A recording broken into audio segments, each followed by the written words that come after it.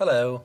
We were just on this part, and before we leave in that and going into media queries, I just want to tell you something very important for me is that we've handled Flexbox and CSS Grid, and we've talked about the difference between those two. In just the previous movie, we just made a comparison between how different they work, and to some degree, we could see that there were limitations to Flexbox that were not there to CSS Grid.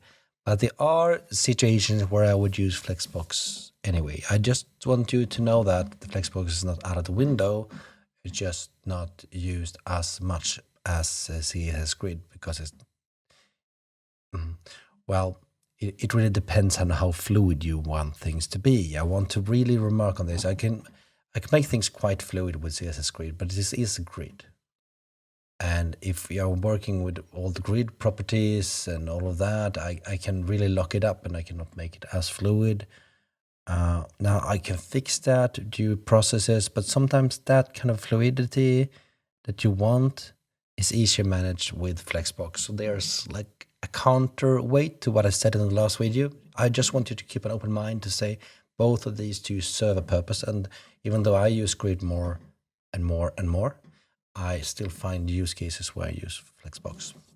Now, before we go on now, I need you to know that the next couple of movies will be like the last one. I'm going to build on the examples I just made, and I'm going to talk about media container queries. But shortly after that, there will be CSS functions, and actually.